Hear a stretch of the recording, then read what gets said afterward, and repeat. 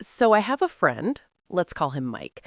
Smart guy, works in tech, and last year he finally did it. He crossed into six figures, $105,000 a year. We're at dinner celebrating, and he tells me something that stops me cold. I'm more broke now than when I was making $65,000.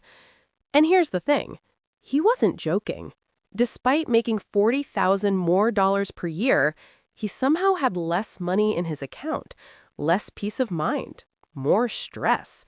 If you've ever gotten a raise and wondered where the hell that money went, or if you're making six figures but still living paycheck to paycheck, this video is for you. Because what I'm about to show you isn't just Mike's story. According to a 2024 survey by payroll.org, 49% of six-figure earners report living paycheck to paycheck. Let that sink in. Half of people making over $100,000 can't make it to the next paycheck. And the reason why? It's not what you think. Let's start with the math that nobody tells you about. And I'm going to use real numbers here because this is important. When Mike was making $65,000, here's what his actual take-home looked like. Gross income, $65,000. Federal tax, 22% bracket. Negative $10,328. State tax, let's say 5%. Negative $3,250. Social Security and Medicare, 7.65%. Negative $4,973. Health insurance, negative $2,400. Actual take-home, $44,049 per year, or $3,671 per month. Now, he gets that promotion to $105,000. You'd think he'd be taking home $40,000 more, right? Let's do the real math. Gross income, $105,000. Federal tax, now 24% bracket, negative $18,289. State tax, 5%, negative $5,250. Social Security and Medicare, negative $8,033. Health insurance, better plan, negative $3,600. Actual take-home, $69,828 per year, or $5,189 per month. So wait, he got a $40,000 raise, but his monthly take-home only went up by $2,148? That's right. Of that $40,000 raise, he only actually saw $25,779. The rest, $14,221, disappeared into taxes and benefits before he ever touched it. Now, you might be thinking, okay, but $2,148 extra per month is still a lot of money. And you're right, it is. So where did it go? Here's where it gets interesting, and this is the part that most people don't see coming. There's this psychological phenomenon that researchers call lifestyle creep or lifestyle inflation, but I call it the six-figure trap. And it works like this. When you make $65,000, you live in a certain world. You drive a certain car, you live in a certain neighborhood, you vacation a certain way. But the moment you cross into six figures, something shifts in your brain. Not consciously, it's subtle, but deadly. Mike moved from his $1,400 per month apartment to his $2,200 per month place. Why? Because I can afford it now. That's $800 per month equals $9,600 per year. He traded in his paid-off Honda for a $52,000 BMW. Monthly payment? $720. Insurance went up $150 per month. Total? $870 per month equals $10,440 per year. He started going to nicer restaurants. Just occasionally. Went from $200 per month on dining out to $500 per month. That's $300 extra equals $3,600 per year. New wardrobe for the new job. I need to look the part. $3,000 that year. Upgraded gym membership from $30 per month to $150 per month. The networking is worth it. $120 per month equals $1,440 per year. You see where this is going? Let's add it up.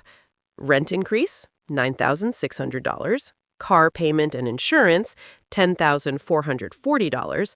Dining upgrade, $3,600. Wardrobe, $3,000. Gym, $1,440. Total new expenses, $28,080 per year. Remember, his actual take-home increase was only $25,779. He's now spending $2,301 more than his raise gave him. And we haven't even talked about the other stuff. But here's what most people miss, and this is the real trap. When you make six figures, certain expenses don't just increase, they multiply. It's what I call the success tax. Dry cleaning. When you wore jeans to work, you spent $0 on dry cleaning. Now, $60 a month equals $720 per year. Professional expenses, networking lunches, happy hours with colleagues, industry events. Mike went from $0 to $200 a month equals $2,400 per year.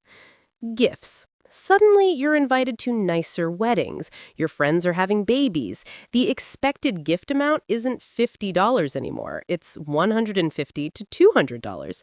Add another $1,000 per year. Subscriptions. Successful people have the premium everything. Spotify Premium, Netflix, HBO, NYT, WSJ, that meditation app, LinkedIn Premium.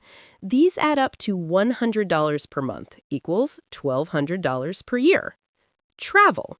You used to drive to visit family. Now you fly because your time is valuable. Extra $2,000 per year. Home services. Cleaning service because you're too busy. Lawn service. These add $200 per month, equals $2,400 per year.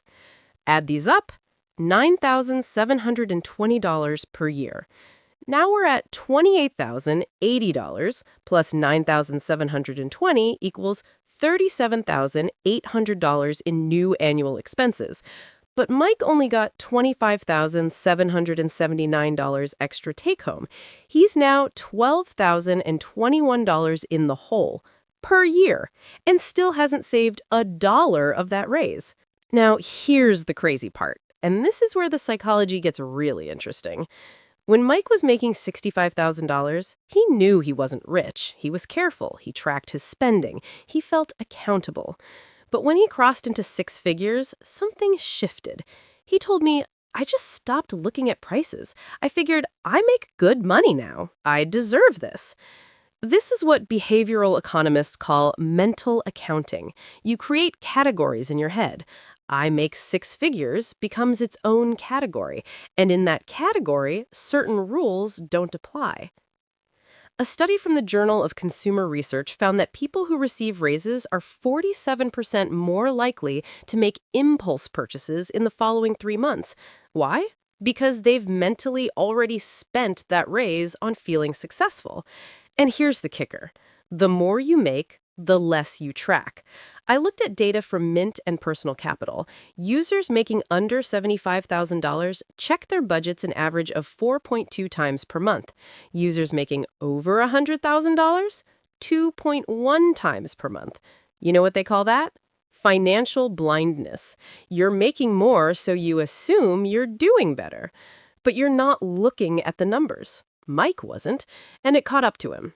6 months into his new job, his car needed $1,200 in repairs. He didn't have it, had to put it on a credit card. 9 months in, his company had layoffs. He survived, but it scared him. He looked at his savings, $2,400, less than when he was making $65,000. Making 60% more income with less savings. That's the $100,000 trap. But we're not done, because there's one more thing that nobody talks about, and this is the real wealth killer. It's not just that you're spending more, it's that you're losing time. Let me explain. When Mike was making $65,000, he had a simple financial life. He had one checking account, one savings account, a 401k he contributed 6% to. That was it. It took him 30 minutes a month to manage his money. Now, at $105,000, his financial life is complex. Multiple bank accounts, that BMW payment to track, higher credit card bills to manage, tax optimization strategies his CPA told him about, a financial advisor who charges 1% of assets that he doesn't have. He's spending 3 to 4 hours a month on financial stress and management and getting worse results. And here's the thing, nobody tells you. Every dollar you spend on looking successful is a dollar that's not compounding for your actual success. Let's do the math. That $100,000 in lifestyle inflation per year, if Mike had invested that at an 8% average return, after 10 years, $546,530. After 20 years, $1,726,553. After 30 years, $4,236,177. He's trading $4.2 million in future wealth for a nicer apartment and a car. That's not a success upgrade, that's a wealth destroyer. So what's the solution? How do you avoid the $100,000 trap? It's actually simple, but not easy. Step 1, the raise freeze. When you get a raise, freeze your lifestyle for 6 months. Don't change a single thing. Not your apartment, not your car, nothing. Live exactly as you did before. This breaks the psychological trigger. Step 2, the 50% rule. After those 6 months, you can increase your lifestyle by 50% of your take-home raise. Mike's take-home went up $25,729, so he could increase spending by $12,890 per year, about $1,074 a month. The other 50% automatically invested before he sees it. Step 3, the success audit. Every quarter, ask yourself, am I buying this because it makes my life better or because I think successful people buy this? If it's the second one, don't buy it. Look, here's the truth. Making 6 figures doesn't make you rich. It makes you eligible to become rich, but only if you treat it right. The real trap isn't making $100,000. The trap is believing that making $100,000 means you've made it. You haven't made it until your money works harder than you do, and that only happens when you resist the urge to look like you've made it. So here's my challenge. If you're making 6 figures and living paycheck to paycheck, do a 30-day spending audit. Track every dollar. I guarantee you'll find at least $1,000 a month going to looking successful instead of being successful. And if you're about to get a raise, remember Mike. Don't let the 6-figure trap catch you, because the goal isn't to look rich. The goal is to be free. Drop a comment if you felt this trap, and if you want me to break down other income levels, let me know. I'll see you in the next one.